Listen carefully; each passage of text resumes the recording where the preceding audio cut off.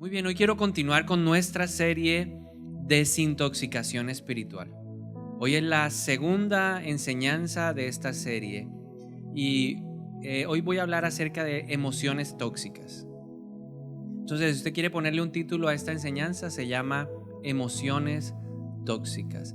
El pasaje central de nuestra serie está en Marcos capítulo 7, versículo 20 al 23. Jesús estaba hablando y decía: lo que del hombre sale, eso contamina al hombre, porque desde adentro del corazón del hombre salen los malos pensamientos, las inmoralidades sexuales, los robos, los homicidios, los adulterios, las avaricias, las maldades, el engaño, la sensualidad, la envidia, la blasfemia, la insolencia y la insensatez.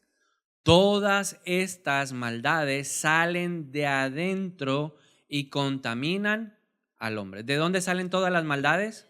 De adentro. Diga conmigo, es de adentro. Entonces aquí tenemos hoy un corazón. Este es su corazón, puede ser mi corazón, puede ser el corazón de la persona que tenemos al lado. Vamos a ver qué cosas hay adentro que contaminan a nuestra vida o a la vida de otras personas. Entonces, ¿qué es una emoción?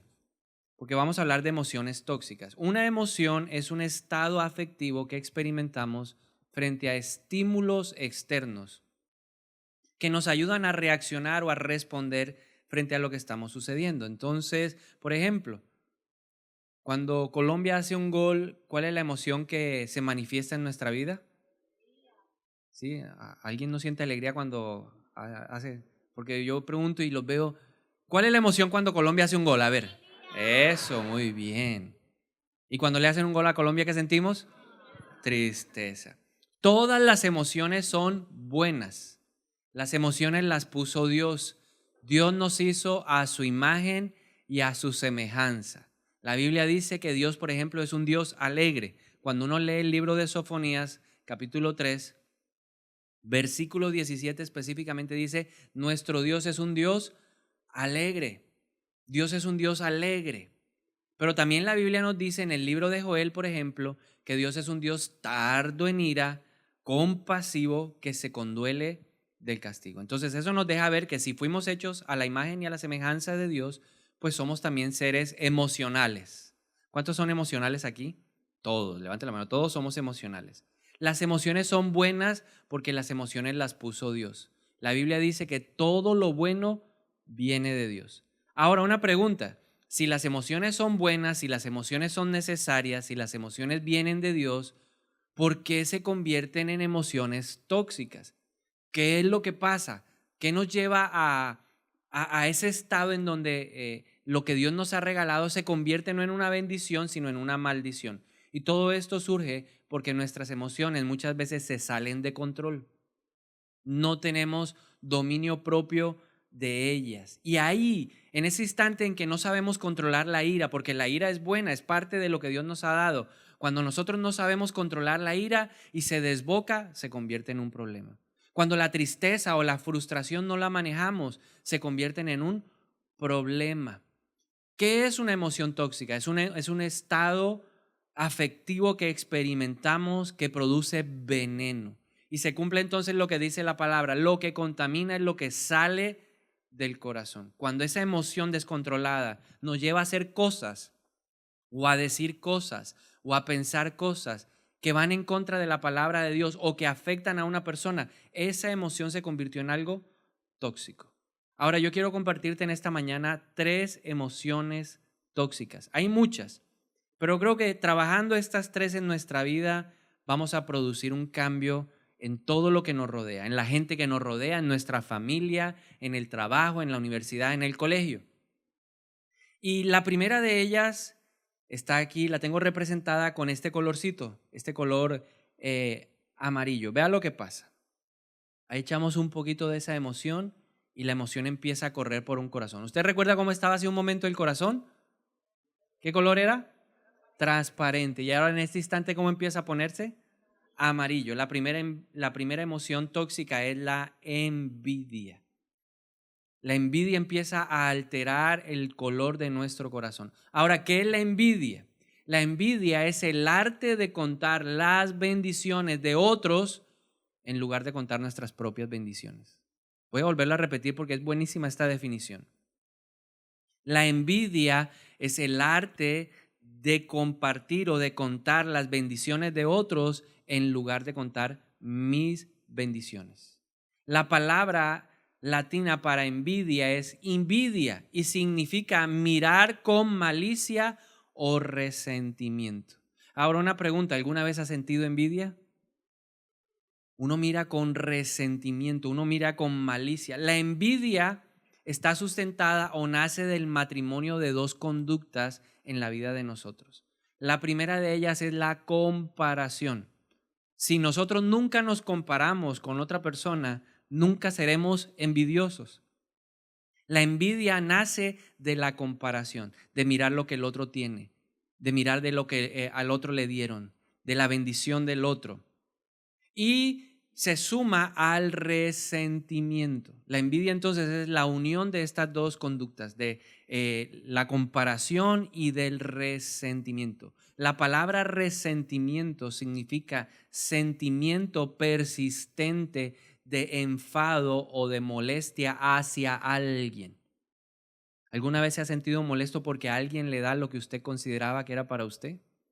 ¿Alguna vez ha estado en un lugar en donde usted era el candidato número uno, cumplía con todos los requisitos para ese ascenso o para esa posición y se la dieron a otra? ¿Cómo se siente uno? Molesto. Esa insatisfacción genera en nuestro corazón envidia. Una persona envidiosa se caracteriza porque siempre está descontenta, siempre lo está manifestando, lo está hablando, lo está expresando. Una persona envidiosa se caracteriza porque siempre quiere más de lo que tiene, es avara y codiciosa. Pero también una persona envidiosa es una persona celosa. La Biblia tiene muchos ejemplos de gente envidiosa. El primero de ellos está en Génesis capítulo 4 y nos muestra que muchas veces la envidia se da entre hermanos, en la familia se da la envidia. Esta historia de Génesis 4 nos cuenta que dos hermanos fueron delante de Dios y presentaron una ofrenda. Estos dos hermanos se llaman Caín y Abel. La ofrenda de uno de los dos fue como la ofrenda exaltada por Dios. La Biblia dice que Dios tomó la ofrenda de Abel y la exaltó, la alabó y dijo, esta ofrenda es buenísima. Ahora, la intención de eso era darle una enseñanza a Caín, de que él también podía hacer una ofrenda tan buena como la de su hermano. La intención de Dios era que él tomara y replicara el ejemplo, pero al no tener un corazón enseñable, sino lleno de envidia, un día dice la Biblia que decidió asesinar a su hermano. El segundo ejemplo está en Génesis capítulo 30. En Génesis capítulo 30 vemos también la rivalidad y la envidia que había entre dos hermanas, que existía entre una hermana llamada Raquel, que era la bonita, y entre Lea, que era la feita. Uno podría pensar que la envidia se da entre la fea con la bonita, pero aquí no, la historia nos muestra que la bonita se sentía afectada y envidiaba lo que la feita tenía. La feita, Lea, había podido tener hijos. Raquel, la bonita, no había podido tenerlos. Entonces vemos una vez más el ejemplo de la envidia. En Génesis capítulo 37 vemos a los hermanos de José envidiándolo. Lo envidiaban porque su papá lo prefería. Ahora, no con esto queremos decir que tener preferencia por un hijo sea bueno, sino que simplemente la envidia produce algo. La envidia nunca te deja ver lo que Dios te ha dado, sino que la envidia te lleva a ver lo que Dios le ha dado a otros. Estos hermanos nunca pudieron ver lo que su papá les había dado. Siempre estaban mirando la túnica de colores. La túnica representaba la preferencia, la túnica representaba esa favorabilidad que tenía José sobre sus hermanos y ellos no lo soportaban. Y eso lo llevó a hacer todo lo que hicieron. Conocemos la historia. En Primera de Samuel capítulo 18 hay otro ejemplo de envidia. La Biblia dice que en ese tiempo David y el ejército de Israel regresó de una batalla con los filisteos. Cuando el pueblo vio que llegaban, las mujeres empezaron a hacer una canción y empezaron a cantarla. Y dice la canción lo siguiente, que Saúl mató a 1000 y David a sus 10,000. Cuando Saúl, el rey, el jefe, el comandante en jefe del ejército, escuchó esa canción, dice la Biblia que su corazón se llenó de envidia. Y la envidia lo convirtió en una persona celosa, a un estado compulsivo. Saúl se volvió en un celoso compulsivo. Los celos son una manifestación clara de un corazón envidioso. En Marcos capítulo 15, la Biblia nos dice explícitamente que Jesús fue entregado por envidia. ¿Por qué Jesús terminó en una cruz? Por la envidia de un grupo religioso que no soportó lo que él hacía. Frente al tema de la envidia, Salomón escribe lo siguiente en Proverbios capítulo 14, versículo 30. El corazón apacible vivifica el cuerpo, pero la envidia escarcoma en los huesos. ¿Qué es lo que produce la envidia? Literalmente se come los huesos. Así que hay que tener cuidado con la envidia. Ahora, ¿de dónde sale la envidia? ¿Cuáles son las fuentes que nos llevan a ser personas envidiosas? Hay 3 fuentes principales para que usted las identifique y batalle en contra de ellas. La primera, las cosas materiales. ¿Cuántas veces no ha sentido usted envidia de alguien que tiene el último celular que usted no tiene? ¿A cuánto les ha pasado como a mí que uno mira y dice, ¿y ese peladito tiene el iPhone X? Sí, vivimos. Uno saca el televisor o de pronto llegó a donde su amigo, ahora que va a ir a ver el mundial, llega donde su amigo y dice, wow, ¿y este loco de dónde sacó este aparato espectacular? Y fuera de eso tiene televisión en HD. Sí, en vez de disfrutar que estamos viendo un partido en alta definición, no, sentimos esa cosquillita en el corazón. ¿La ha sentido usted alguna vez? Por las cosas materiales, la casa, el carro del vecino, uno dice, qué carrazo, pero qué tipo tan feo. ¿Eso es pura qué? Envidia, dígalo conmigo, eso es pura envidia. Envidia, todos hemos sentido envidia por las cosas materiales. La segunda fuente de envidia es el aspecto físico. ¿Sí? ¿Alguna vez ha deseado el cabello de otro? El que no tiene mucho pelo dice, ay, por lo menos si yo tuviera el cabello del pastor, por lo menos. Eso se llama envidia. Pero la envidia tiene un problema, que te lleva a ver el patio del vecino, pero no te deja ver el mugre que hay en él.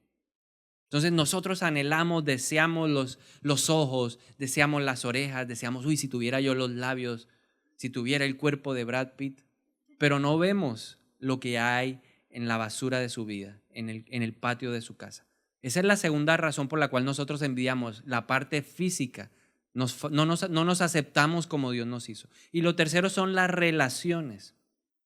Cuando uno tiene relaciones, a veces en medio de ellas se producen actos en donde envidiamos relaciones de otro tipo o de otro tipo de personas. Por ejemplo, a veces cuando uno tiene discusiones en el matrimonio y uno habla con otra persona, uno siente que la esposa del otro no es tan cantaletera como la de uno.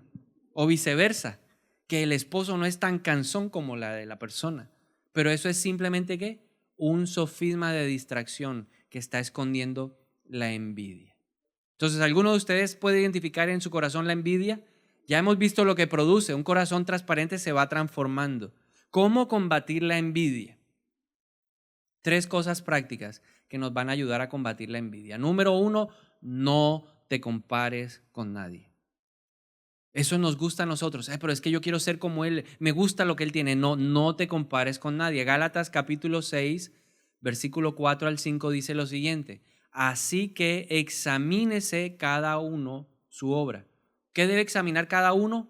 Su obra, no la obra del otro, no el ministerio del otro, no el trabajo del otro, no las calificaciones del otro, no lo que el otro tiene, no lo que el otro hace. Cada uno examine su obra y entonces tendrá motivo de orgullo solo en sí mismo y no en otro, porque cada cual llevará su propia carga. Ahora piense por un momento en esta escena. Todos sabemos que Pedro negó al Señor, ¿verdad? ¿Cuántas veces? 3 veces. Entonces Pedro después de eso dice la Biblia que lloró amargamente y Pedro estuvo muy desanimado y muy decepcionado. Pedro no vio al Señor sino unos días después. Pero el día que lo vio, Pedro fue restaurado. El día que tuvo Jesús ese encuentro con Pedro, Pedro fue restaurado y tuvieron una conversación impresionante. El Señor le decía, Pedro, tú me amas, cuida a mis ovejas. Le dio un llamado, le dio un legado. Aún el Señor le habló a Pedro de la manera como él iba a morir. Eso está en Juan capítulo 21. Pero después de que el Señor le había hablado a Pedro de todas esas cosas, de lo que iba a suceder con su vida, ahí cerquita estaba Juan, el otro discípulo del Señor. Y entonces a Pedro se le ocurrió hacerle la siguiente pregunta a Jesús: Señor, como a veces nos pasa a nosotros, nos estamos comparando. Señor, ¿y este qué va a pasar? ¿Y este qué? O sea, ya me hablaste de mí. Yo sé que me va a tocar una muerte dura, difícil. Ya no me voy a poder dirigir como yo quería antes mi vida. ¿Y este qué? Y a veces nos pasa eso a nosotros. Dios nos está hablando, Dios nos está dirigiendo, Dios está haciendo cosas y queremos empezar a mirar inmediatamente ¿qué? Al de al lado. ¿Sabes cuál fue la respuesta de Jesús? Jesús le dijo: ¿y a ti qué? Mira el de al lado y dígale: ¿y a ti qué te importa? Jesús fue elegante y le dijo: ¿y a ti qué? ¿A ti qué te importa lo que va a pasar con él? Tú ocúpate de ti. Así que mira a la persona que tienes al lado y dile: ocúpate de ti. No te compares con otros. La segunda forma de combatir la envidia es que aprendas a celebrar los triunfos de los demás. No es fácil. Solo piense por un momento que usted está aspirando a una posición en un lugar y se la dan a su mejor amigo. ¿Cuántos de nosotros de corazón seríamos capaces de decirle al amigo: vamos a celebrar, yo te invito hoy, va por cuenta mía el almuerzo? Difícil, porque uno siente en el corazón que envidia, pero aprenda a celebrar los triunfos de otros. Y la Biblia nos muestra un buen ejemplo en 1 Samuel 23:17. La Biblia dice lo siguiente, está hablando de Jonatán y de David. Jonatán era el que iba a heredar el reino por ser el hijo primogénito de Saúl, pero Jonatán entendió que Dios le había dado un llamado a David y le dijo lo siguiente: David, no temas, porque la mano de mi padre Saúl no te encontrará. Tú reinarás sobre Israel y yo seré segundo después de ti. ¿Cuántos son capaces de celebrar que van a ser los segundos y no los primeros? Tremendo el corazón de Jonatán, pero nos enseña que debemos celebrar los triunfos de otros. Y finalmente, lo tercero que debemos hacer para combatir la envidia es ser agradecidos con Dios por todo, pero sin peros. ¿A qué me refiero con esto? Que a veces nosotros le decimos: gracias Dios, ¿cómo te está yendo en el trabajo? No, bien, mi trabajo bien, gracias a Dios bien. Ay, pero me toca trabajar duro y los sábados. En cambio, el de mi vecino gana más, trabaja menos que yo. Eso es darle gracias a Dios con peros.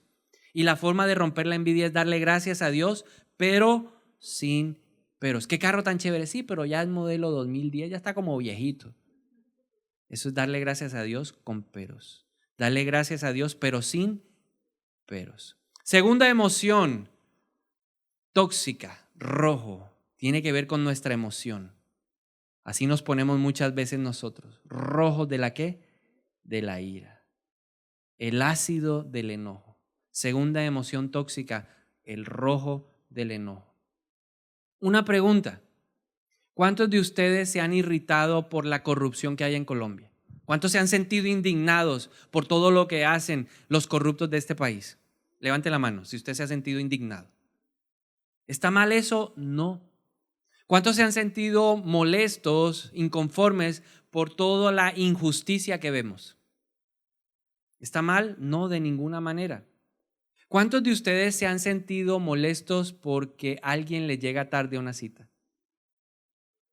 Eso no está mal.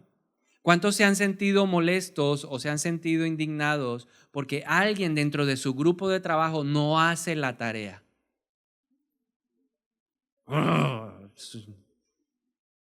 ¿Cuántos de ustedes se sienten molestos porque en su casa encuentran desorden? El marido deja los calzoncillos por ahí donde no debe. Los hijos dejan los carros. ¿No le ha pasado que llegan a la casa y ¿quién fue? Eso es parte de nuestra naturaleza, sentirnos molestos, indignados, irritados por cosas grandes y cosas pequeñas. Fue un regalo de Dios. El problema es cuando esa irritabilidad o ese enojo se salen de control. La Biblia hace una comparación impresionante acerca del enojo y el fuego. Más de 15 veces la Biblia acompaña la palabra enojo con fuego y es para mostrarnos que cuando está controlado es beneficioso. ¿Cuántos saben que el fuego controlado es una bendición? nos da calor, cocina los alimentos. Pero el fuego descontrolado es destructivo. Y lo mismo pasa con el fuego. Efesios capítulo 4, versículos 26-27. La Biblia dice a través del apóstol Pablo, enójense, pero no pequen. O sea, ¿yo me puedo irritar porque alguien llegó tarde? Sí, pero la intención de Dios es que no peque. Dice, no se ponga el sol sobre su enojo, ni den lugar al diablo. ¿Cuántas veces te has acostado bravo?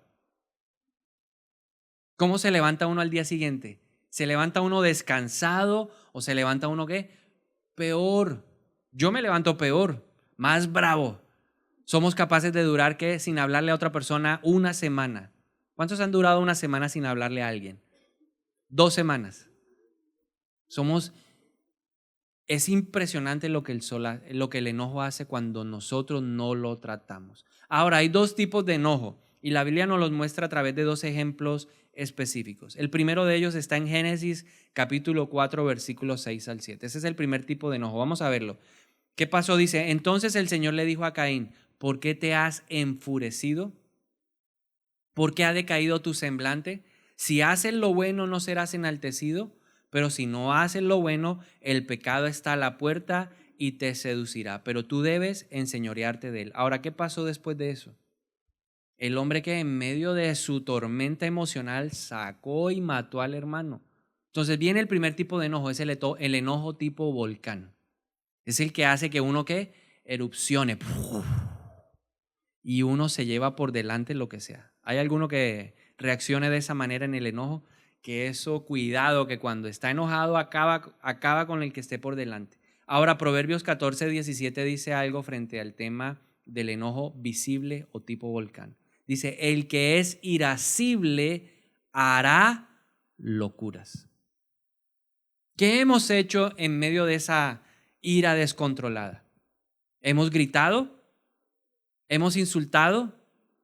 Mire, el viernes hice un viaje a Medellín y estábamos ahí en la sala de espera todos esperando y de pronto un señor, yo no sé, así tipo volcán, empezó a gritar y se quitó la correa y se iba a dar puños con otro señor ahí.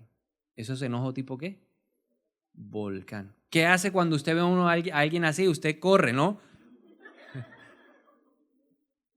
Porque el que es irascible hará locuras. Hablará locuras, dirá locuras, lanzará locuras. ¿Cuántos no han roto una pared o una puerta en medio de su qué? De su ira descontrolada. Entonces, ojo con el enojo visible tipo volcán. El segundo tipo de enojo está en Lucas capítulo 15, versículos 29 al 30. Está enfocado en el hermano del hijo pródigo.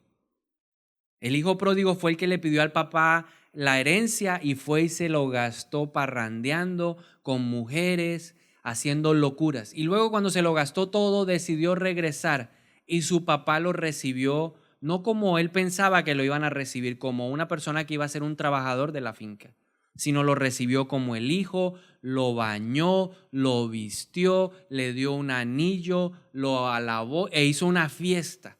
Y mientras tanto el hermano que tenía este otro tipo de enojo, que es el enojo olla a presión, iba ahí guardando,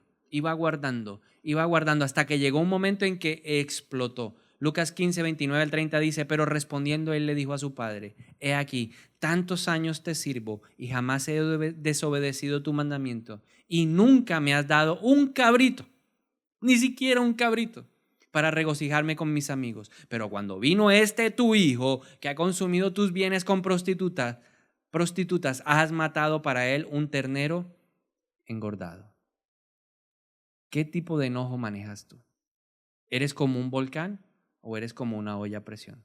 ¿Qué tal si se lo compartes a la persona que tienes al lado y le no, yo soy un volcán, yo soy como la olla a presión, voy guardando y luego ¿qué? Exploto. ¿Cómo enfrentarlo? ¿Cuántos quieren enfrentar el enojo? Santiago capítulo 1 versículo 19 al 20 dice lo siguiente: sepan mis amados hermanos, todo hombre sea pronto para oír, lento para hablar y lento para la ira.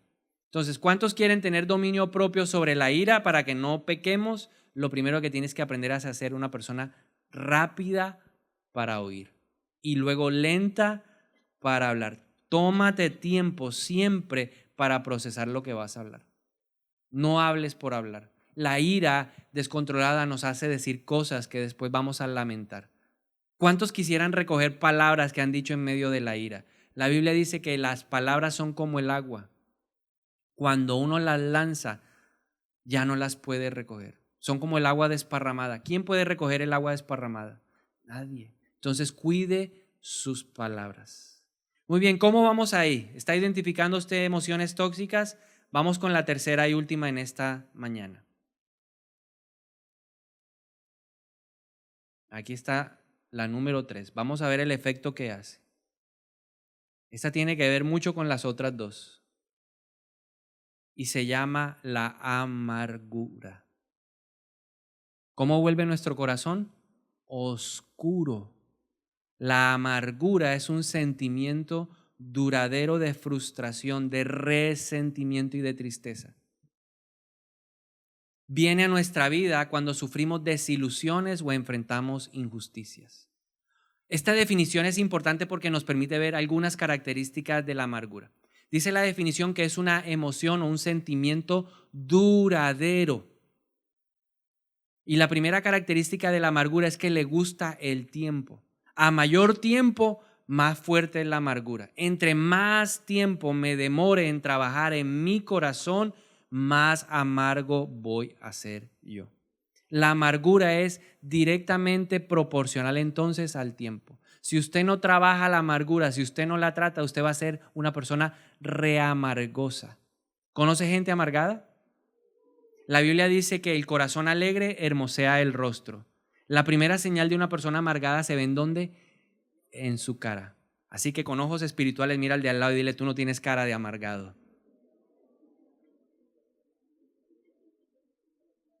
La amargura no se quiere ir porque sabe que su fortaleza está en el tiempo. Lo segundo que debemos entender es que la amargura tiene su sustento en el resentimiento. Y eso nos deja ver dos cosas. Lo primero, que la amargura toma fuerza entre más tiempo yo esté disgustado o enfadado con alguien. O sea, la amargura no es porque tengo los 13. Es que yo soy un adolescente y soy un amargado. Eso es una mentira. Ay, es que estoy en mis días y entonces soy una amargada. Eso es una mentira. Es que hoy me levanté con el pie izquierdo y estoy amargado. Eso es una mentira. Eso es algo errado que está en nuestra mente. La amargura está relacionado con la gente. Si usted ve a un adolescente amargado es porque está bravo, disgustado o enfadado con alguien, sea su papá o su mamá o su amigo o con Dios. Si usted ve a una mujer amargada es porque está enfadada, disgustada con alguien, sea su marido, sea su papá, su mamá o con alguien. Si usted ve a alguien amargado en la calle es porque algo tiene contra alguien. La amargura se manifiesta con palabras o actos hostiles. La amargura nos hace violentos. Y nosotros debemos entender eso claramente. La amargura no trabaja sola. La amargura viene con los celos. La amargura viene con el odio. La amargura viene con el menosprecio. La amargura viene con la crítica. Y en Números 14 que estábamos leyendo en estos días, vemos un claro ejemplo de alguien amargado. Y vamos a analizarlo un poquito. ¿Qué pasa en Números capítulo 14? La Biblia dice que se reunieron los hermanos de Moisés, llamados Aarón y María, y empezaron a hablar de Moisés, a criticarlo por la mujer que él tenía.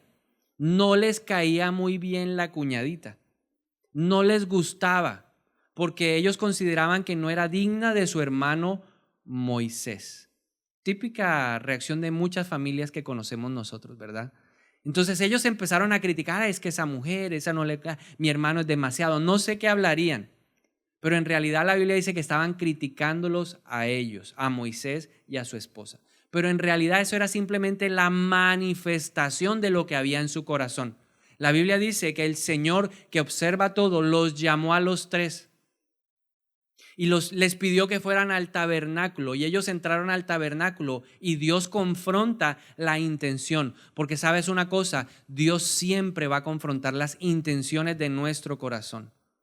Porque Dios comenzó la obra y Él quiere completarla. Él necesita confrontarnos. Y llevó entonces a los hermanos y les habló lo siguiente. Les dijo, mire, porque en realidad ellos lo que estaban era molestos. Ellos estaban resentidos porque ellos no eran los que dirigían al pueblo espiritualmente, sino Moisés.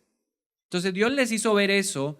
Y ahí podemos ver que la raíz de la envidia estaba enquistada la raíz de la amargura estaba enquistada era en la envidia ministerial que había entre Aarón, María y Moisés. Dios les dijo, a ustedes quieren ser profetas, al profeta yo le hablo a través de enigmas, pero a Moisés, con Moisés es diferente la cosa. Yo a Moisés no tengo que decirle cosas así medio enigmáticas, yo a Moisés le digo siempre las cosas cara a cara y los puso en su lugar.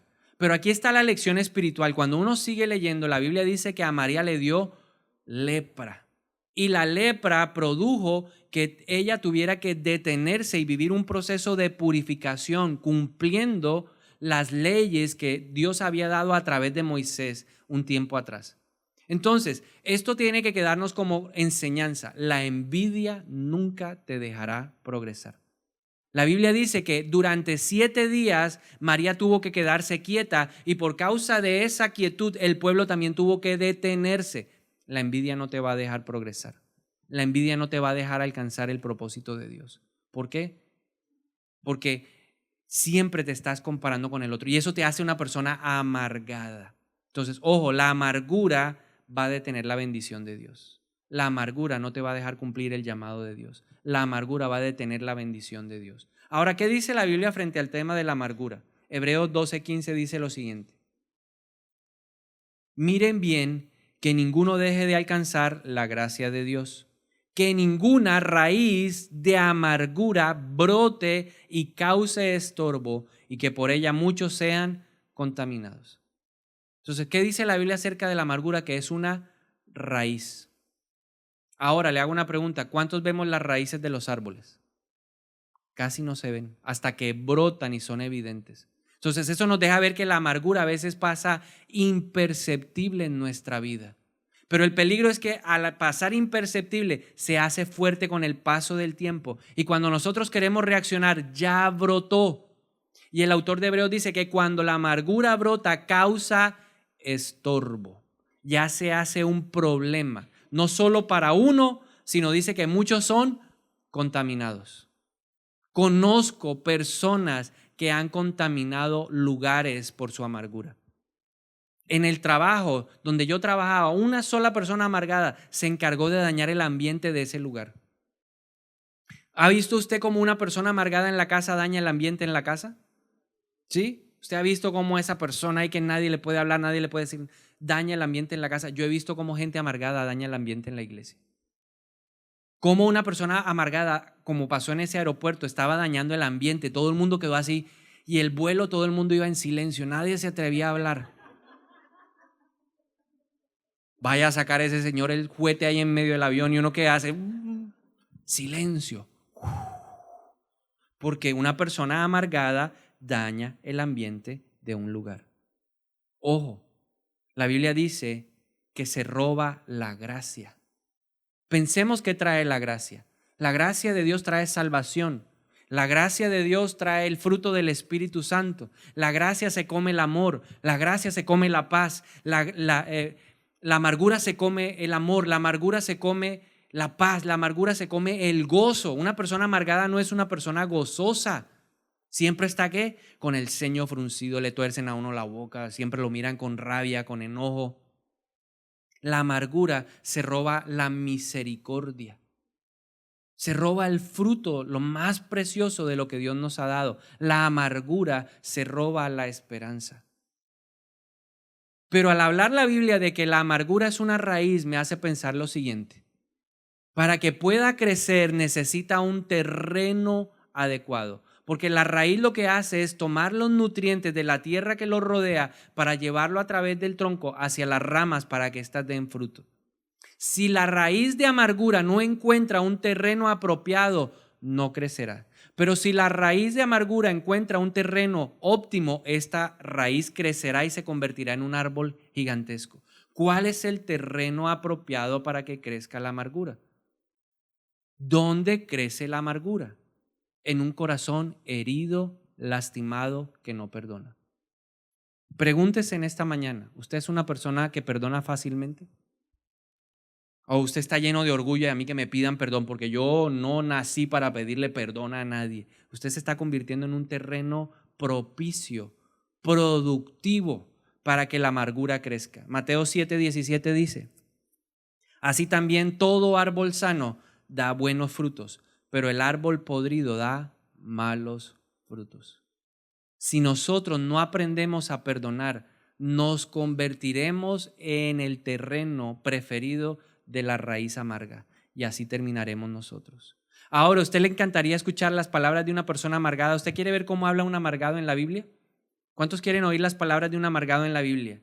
Usted me va a acompañar al libro de Jonás, pero antes de compartirle las palabras, vamos a ver por qué estaba resentido Jonás. Jonás dijo algo muy fuerte, pero él lo dijo porque algo estaba en su corazón, pero como no lo trató, se convirtió en el terreno ideal para la amargura. ¿Qué estaba pasando en la época de Jonás? El pueblo de Israel estaba siendo perseguido. El pueblo de Israel era un pueblo oprimido por el reino de los asirios. Los asirios eran la potencia del momento. Eran los Estados Unidos. Eran la gente que gobernaba y la gente que dominaba el mundo entero. Entonces los asirios tenían una práctica muy especial. Cada vez que llegaban a un lugar que querían conquistar, llegaban con el ejército y arrasaban con todo. Destruían las casas, mataban a los animales, tomaban a la gente cautiva como esclavos, los deportaban a otras regiones. Pero digamos que el acto más salvaje y de sevicia que ellos hacían era cuando llegaban y encontraban a una mujer embarazada, abrían el vientre, sacaban el bebé que tenían ahí, que tenía esta mujer, y luego lo reventaban contra las piedras.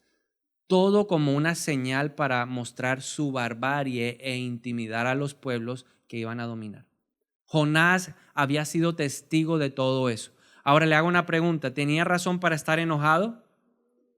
¿Tenía razón para sentirse amargado? Siempre habrán razones suficientes y justificables para estar amargados. Siempre. Siempre vamos a tener una razón y la vamos a poder justificar. ¿Jonás tenía razón para sentirse dolido? Sí. ¿Jonás qué era lo que quería? Que este pueblo pagara por todas las injusticias que ellos habían cometido. Pero Dios siempre tiene un plan y Dios siempre está por encima de lo que sentimos o lo que pensamos. Y entonces Dios le pidió a Jonás como profeta que fuera a predicarle a esa nación, que fuera a la ciudad de Nínive, que caminara en medio de Nínive y proclamara arrepentimiento.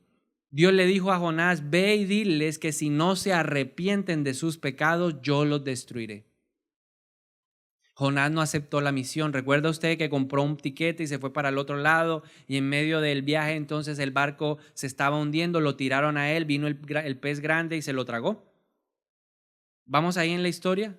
Y entonces luego el pez lo suelta y Jonás entonces ahí a regañadientes va y empieza a predicar. Dice la Biblia que duró 3 días recorriendo la ciudad diciendo: arrepiéntanse porque el tiempo del Señor ha llegado. Ahora la Biblia dice lo siguiente: cuando Jonás terminó en Jonás capítulo 4, Jonás se fue a ver lo que iba a ser el juicio de Dios.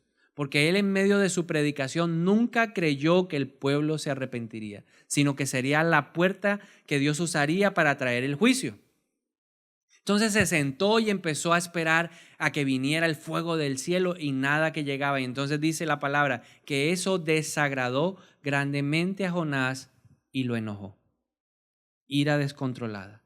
Y entonces oró al Señor diciendo: oh Señor, ¿no es esto lo que decía yo estando aún en mi tierra? Por eso me adelanté a huir a Tarsis, porque sabía que tú eres un Dios clemente y compasivo, lento para la ira, grande en misericordia y que desistes de hacer el mal. Ahora, oh Señor, como no los mataste a ellos, mátame a mí. Esas son las palabras ¿de qué? De un amargado. Por favor, quítame la vida, porque mejor me es la muerte que la vida. Y eso es lo que produce la amargura, que tú reniegues de la vida que Dios te ha dado, que tú tengas el deseo de que hasta de morirte. Entre más te demores en reconocer una herida en tu corazón, más tiempo tendrá la amargura de producir fruto podrido en ti. El árbol bueno dará fruto bueno, pero el árbol malo dará fruto podrido, fruto malo. Siempre habrán razones. No te justifiques. ¿Por qué somos personas amargadas? ¿Por qué nos amargamos la vida cuando la vida es tan corta y deberíamos vivirla de otra manera? ¿Sabes por qué? Porque justificamos demasiado nuestro dolor. No sé si le ha pasado que alguna vez se ha herido o tiene un pellejito del dedo y empieza uno, ¿qué? A sobarse. ¿Duele o no duele?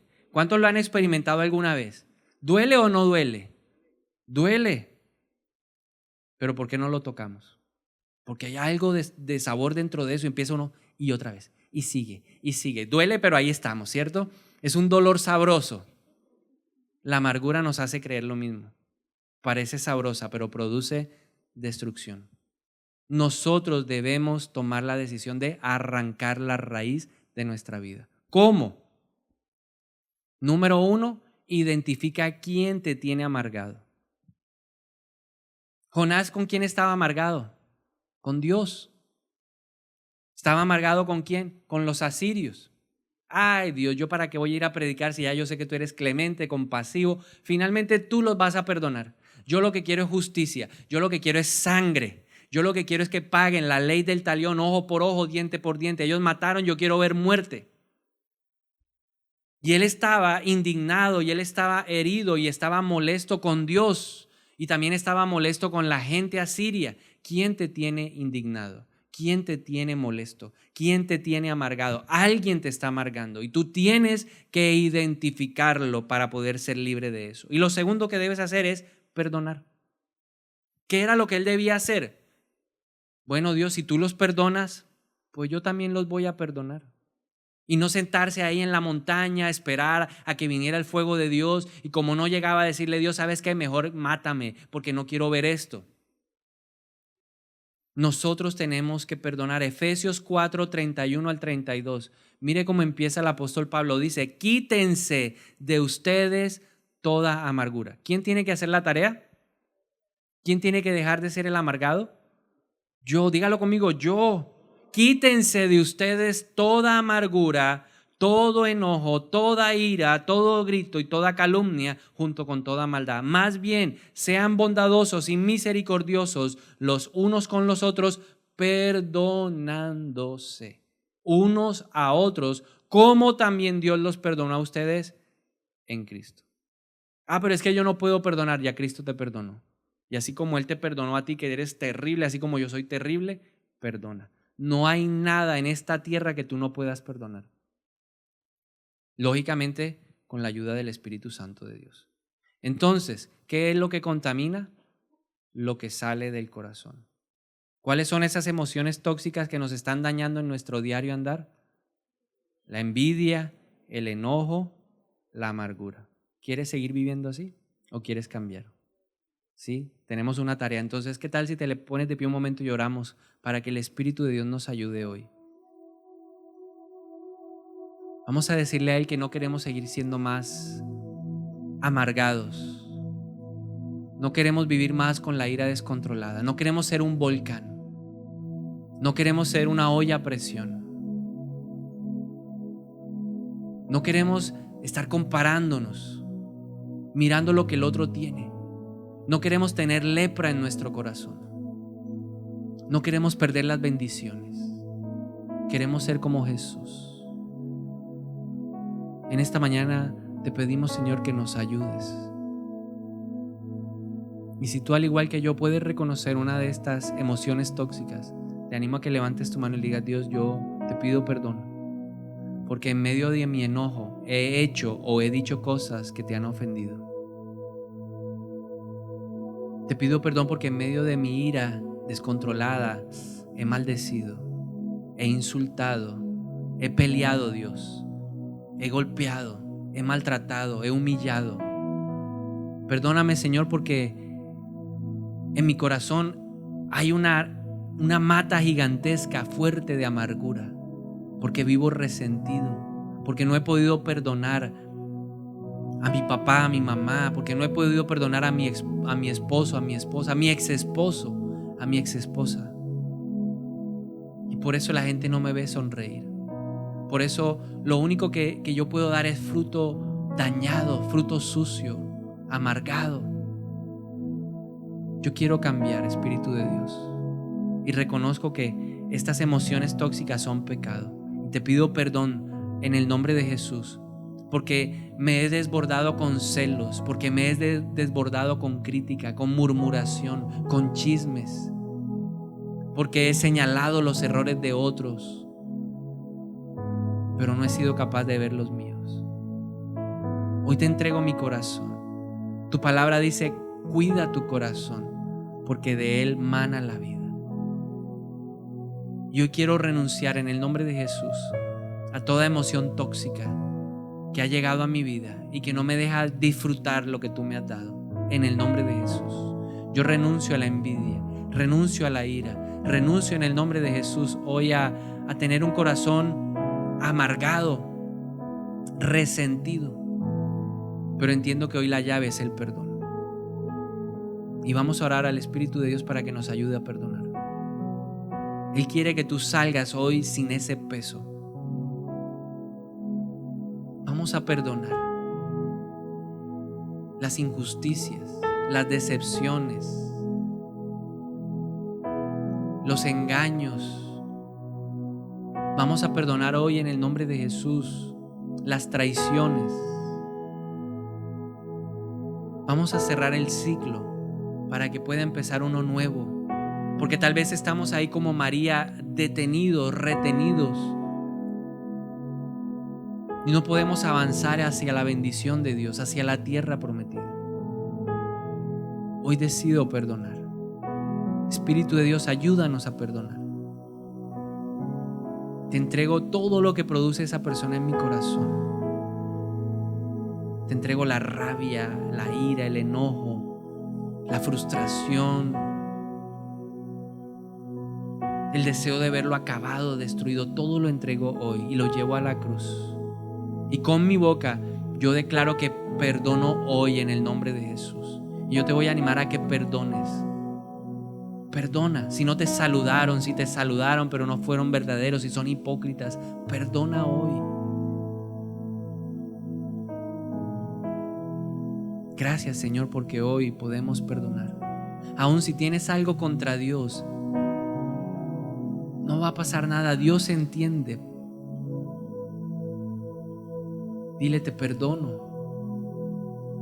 porque no recibí lo que yo quería, lo que yo esperaba, pero hoy mi corazón decide ser libre de la amargura. En el nombre de Jesús. Decide ser libre de la envidia en el nombre de Jesús. Yo decido ser libre hoy de la ira descontrolada. Hoy se van de mi vida en el nombre poderoso de Jesús. Y te pido hasta ahora, Espíritu de Dios, que nos bautices con dominio propio. Ayúdanos a tener control de estas emociones que se desbocan y quieren ser un caballo de guerra en el nombre de Jesús. Llénanos de tu paz, llénanos de tu amor, llénanos de tu gozo en el nombre de Jesús. Pídele que te llene a Él ahora, que cambie la rabia, que cambie la amargura por amor, por gozo, por paz. En el nombre de Jesús, arranca de raíz